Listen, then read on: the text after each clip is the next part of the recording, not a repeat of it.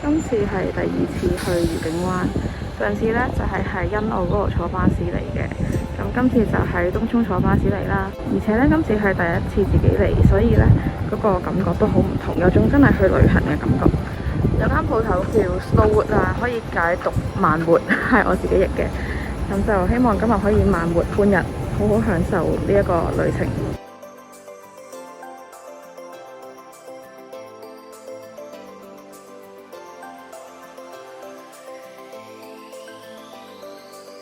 啲擺法咧都好精緻，好靚，嗰種好簡潔得嚟，又唔會話好單調嘅感覺，所以自己都幾中意呢種風格。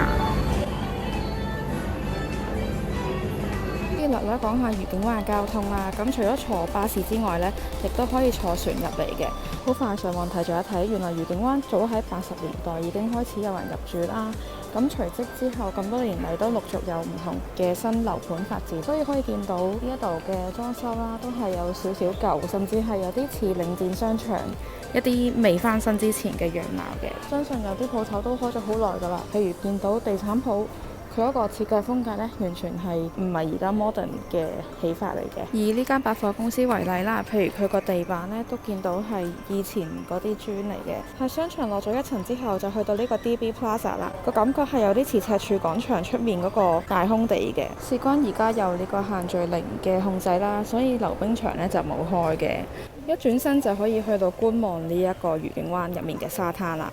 之前嚟過嘅時候都有去過沙灘，喺側邊蕩過千秋啦，跟住就去咗白教堂，所以喺愉景灣入面行過嘅地方都真係唔多嘅。今日嘅 plan 就係 no plan， 行程就係冇行程，所以就算沙灘石呢啲咁基本嘅嘢都係冇嘅，就咁好就地好 raw 咁樣喺地下沙灘嗰度食午餐。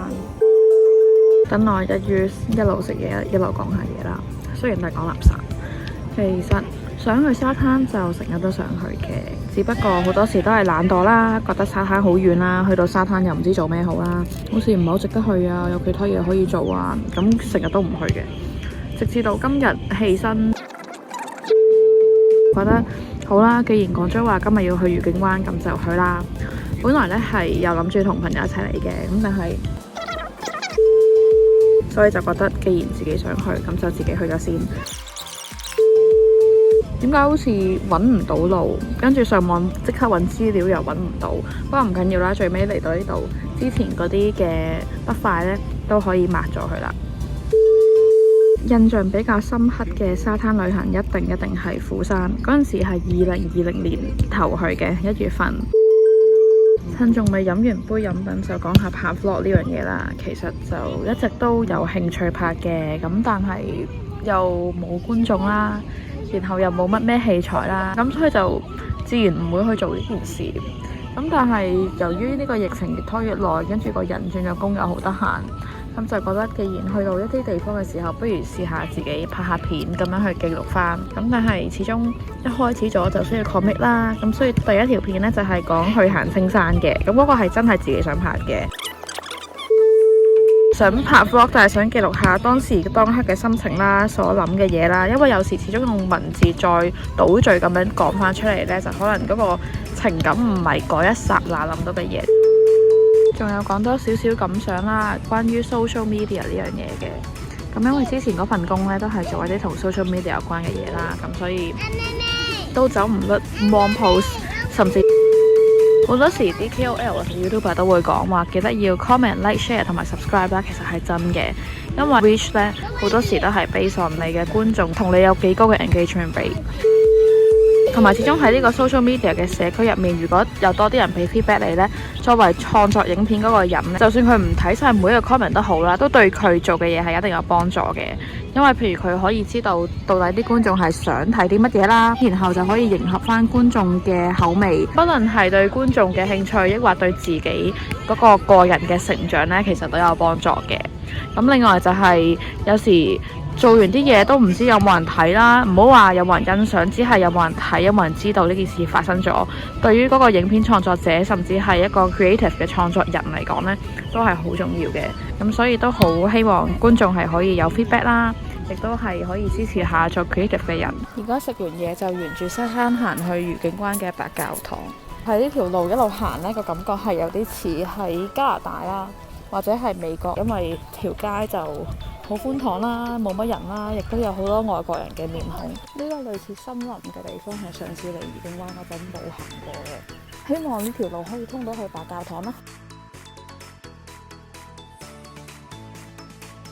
而家去沿住大街慢慢行上去愉景灣教堂嗰邊嘅，一路行呢個感覺都係好似去咗加拿大，甚至係溫哥華。因為呢，除咗右手邊有一啲 house 之外，亦都有一啲 apartment。咁但係啲 apartment 亦都唔係平時市區會見到嘅屏風樓啦，所以成個感覺都係好舒服啦，好清靜。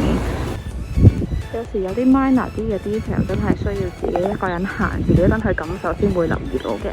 譬如見到左手邊呢啲嘅 apartment 呢，個感覺係有啲似嘉湖啦、匯景同埋麗港城嘅，因為應該都係咁上下年代落成嘅一啲樓宇。話咁快就已經去到愉景灣嘅中央公園附近啦。之前嚟都唔知道有中央公園，然後中央公園呢個感覺上就係好似中山公園一樣，去到每一個城市都總會有一個中山公園。咁嗰陣時喺紐約呢，就去過 Central Park，嗰個 park 呢就係一個好大嘅地方，有好多人喺嗰邊結婚啊，或者係吹樂器啊、玩啊，所以都好期待陣間去到愉景灣嘅中央公園會睇到啲乜嘢。雖然東涌同愉景灣都係位於大嶼山，但係兩者嘅房屋結構呢就非常之唔同啦。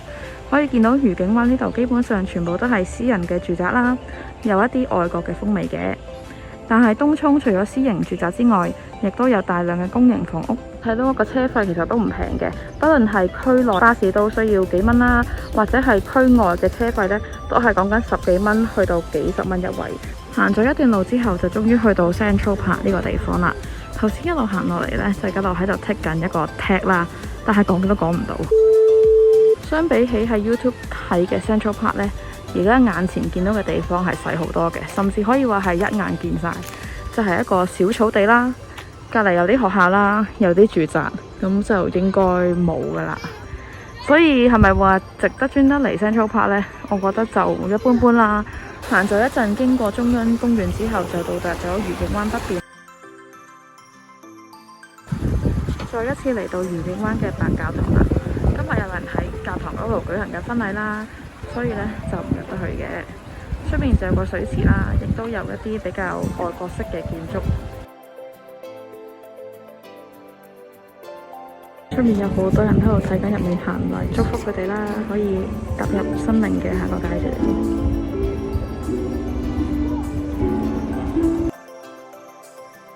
呢度就係 DB North 嘅正門啦，有一個水池啦，然後兩邊咧都有一啲鋪頭嘅，個感覺其實有啲似嗰陣時喺加拿大 Montreal 嘅一個小市鎮，唯獨是呢度成個環境咧就唔係話好大，所以其實一陣咧都行得完㗎啦。呢間超市有個亮點就係宜家家私 Crossover Marketplace， 即係一個 YUU 嘅大型合作嚟嘅。呢個我講嘅啫，就可以喺本地嘅超級市場見到有咁多水果咁新鮮、咁整齊咁排喺度呢，個感覺都好好㗎。因為好多時都係要去到外國先會有咁樣嘅 setting 嘅，可能係適合翻居民嘅需要啦，所以呢度嘅芝士選擇呢都非常之多。另外仲有大量 salami 嘅選擇，同樣呢啲有餡嘅 pasta 呢，出面都比較少見，反而喺呢度呢就有唔少。跟住有宜家家私呢個 crossover， 好似話呢隻鯊魚已經壞斷咗事㗎啦。如果想買嘅話，呢度都有少量嘅。跟住有啲家品啦，正常宜家家私咁樣嘅 setting。然後問尾呢，最後一啲係食物區嚟嘅。離開超級市場就去到呢個心形所嘅地方啦。可以見到出面嘅海浪呢都急嘅，所以其實都大風啦，同埋有啲凍嘅。呢個就係300灣，行到沙灘嘅盡頭，可以見到成個愉景灣北邊嘅景色嘅。記得安好，像我都很好時候意都不早，所以係時候離開，突然之間決定嘅，嘻嘻。雖然冇巴士去東涌，但係可以去到欣澳都係今日嘅驚喜收穫。咁所以今日愉景灣嘅旅程就完結啦。諗翻好多唔同嘅往事啦，嚟到欣澳呢度之後都係需要繼續振作，繼續行之後嘅路啦。可以趁而家喺欣澳站等緊地鐵嘅時候講少少總結。今日嘅愉景灣之旅就都 plan 咗好耐㗎啦，雖然冇一個實質嘅行程啦，亦都冇話呢啲地方係一定要去。咁純粹都係好單純想去愉景灣嗰度行下，所以係做到嘅。超額完成嘅地方係可以順便去埋欣澳啦。